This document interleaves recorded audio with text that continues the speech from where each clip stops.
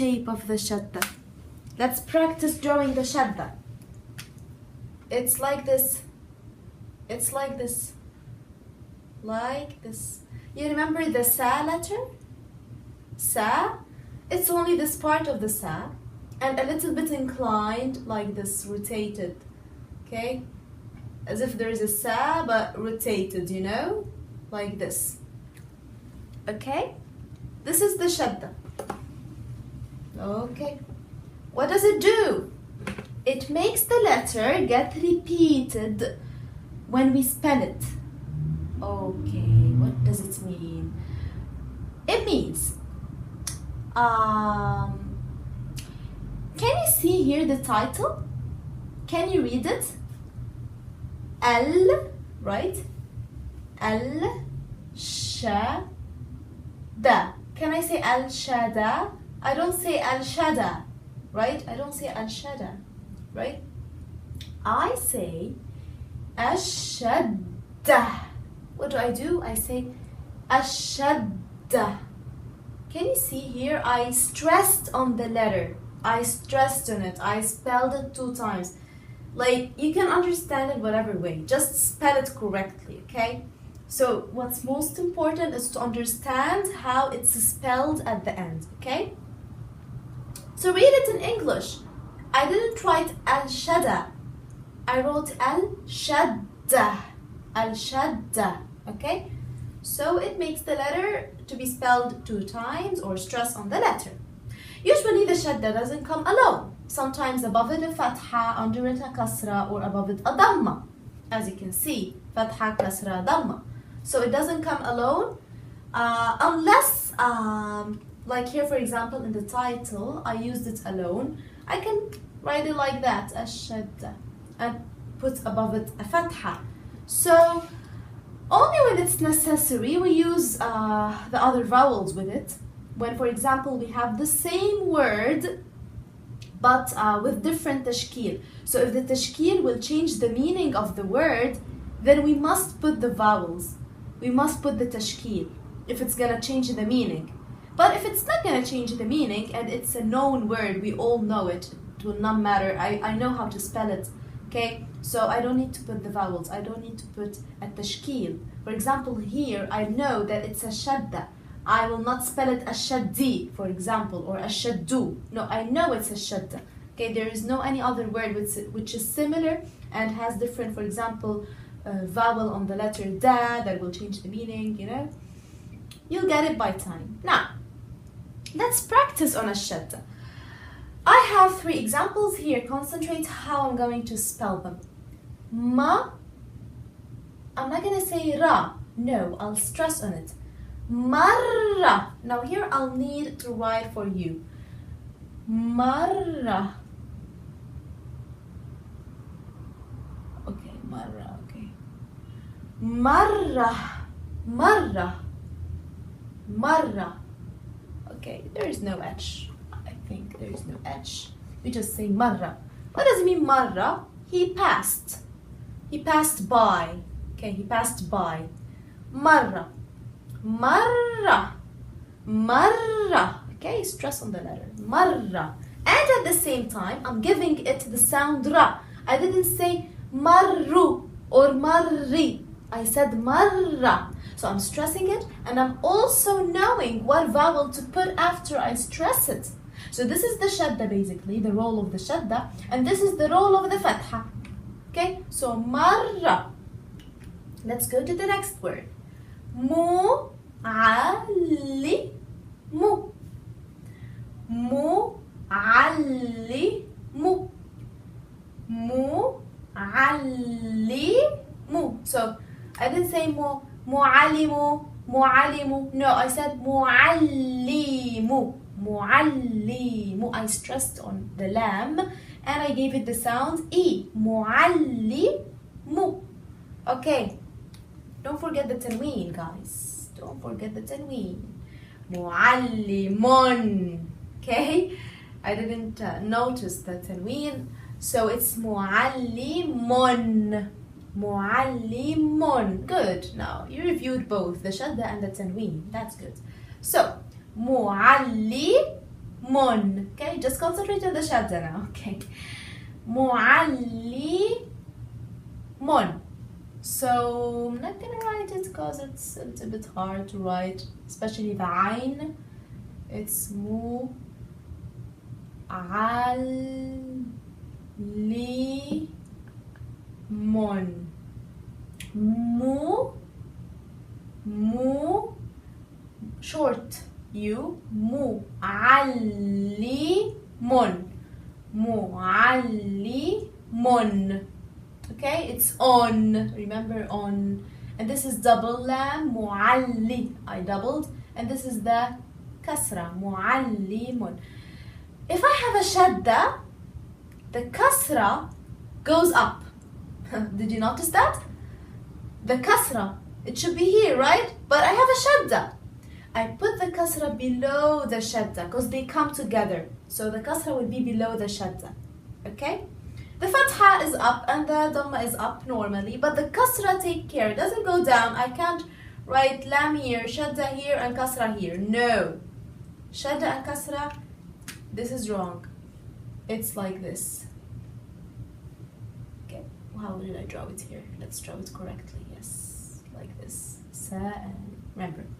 So, I don't draw it like that, I draw it like that. Okay, take care of this. Okay? So, muallimun. The last example. Uhibbu. Uhibbu. Uhibbu. Okay, what's muallimun before we go to uhibbu? Muallimun is a teacher. Okay, so I said marra, it means he passed by. Muallimun is a teacher. Uhibbu, it means I love. Okay, uhibbu, I love. Okay, I love. Uhibbu. Uhibbu. Okay, let's write it.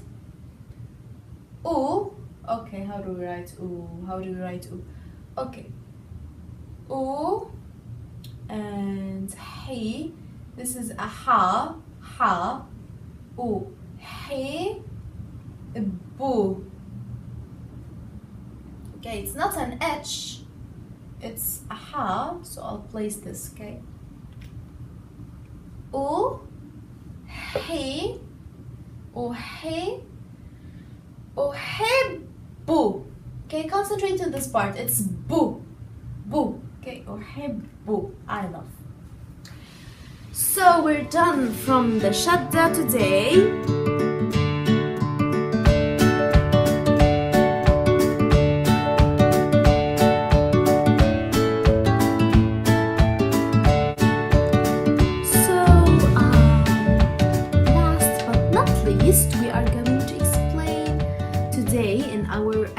Information part about the Alef and the Hamza, and sometimes they come in different forms, weird forms that you may not know.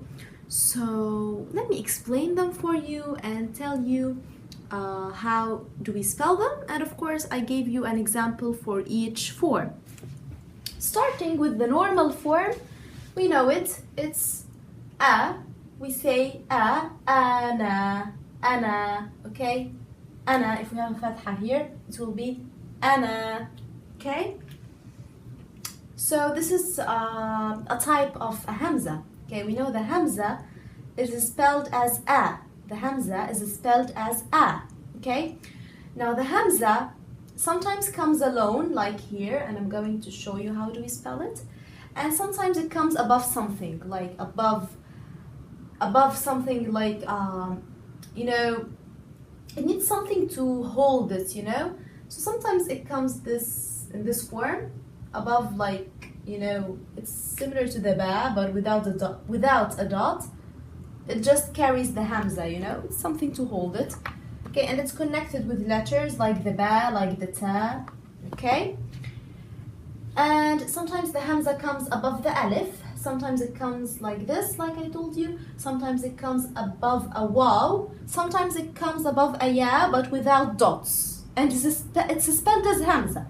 So all of these which have a check, a black check, as you can see, they're all types of hamza. Okay? They're spelled the same. So let's see. أنا. Okay, let's finish the Hamza types first. يجرؤ.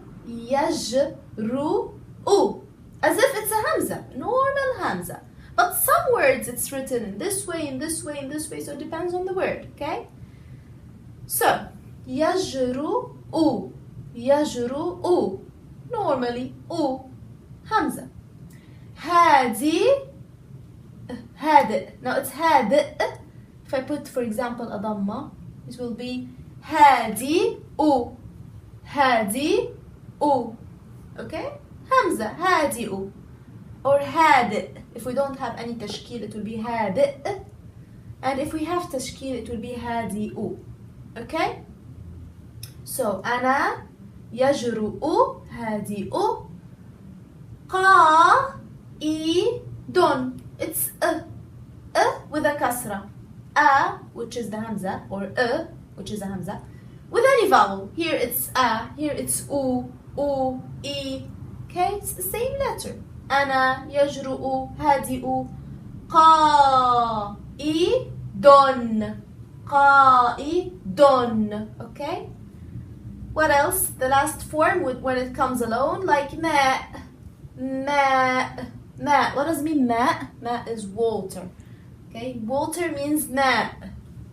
ماء. If I have, for example, a dhamma, ماء.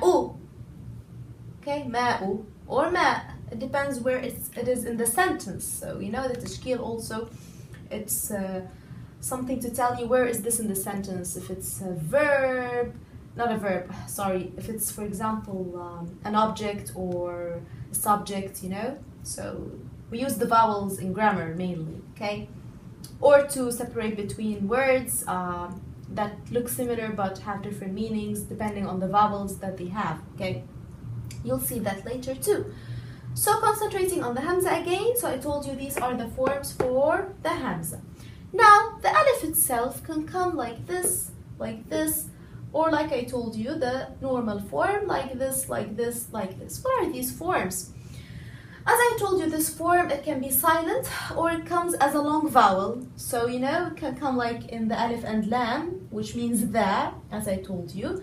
So it will be il-walad, or al-walad, and sometimes, as I told you, if it's a complete sentence, for example, I'm saying ذهب الولد, the boy went. ذهب الولد, okay? I immediately say the lam and it's silent, but if I'm saying it as a word alone, it will be al-walad, okay? Al-waladu, okay? So it's either mad, like here ma, ana. So it's either mad or in the beginning, silent or not silent, depending when will you spell the word, in the sentence or alone. Now, the other form here of alif is this form. It's a ya without a dot, and it's called alif maqsura. Alif maqsura. That's the name of this type of alif. Okay, it's a long vowel also. It's considered as a long vowel, like this. Here, it's a long vowel. It's the same, long vowel. So we spell it as huda. Huda. Okay, that's a fatha. So huda, as if it's alif, as if it's a long alif. Okay, so huda. Okay, that's the name of a girl. My name, Nada. It's like this, Nada. Okay. So each word depends. Now also this is a long vowel, but usually it comes, you know, in the beginning. Usually it comes in the beginning, and sometimes also it comes in the middle, you know. So this is long, not always, but sometimes this comes as long. This comes as long. This is also a long alif. So if I'm going to spell this, I don't say afaq. This is faq, right? Okay, I don't say afaq. I say afaq. Afaq. I say afaq. Long alif. Okay? So those are the forms for al-alif and hamza. I hope these are all the forms. If I see any other forms that are weird or something new, you know, I'm going to write them in the next lesson if I find. And we're not going to have any homework today. Just study well what I've given you, and see you in the next lesson, or see you soon. أراكم قريبا.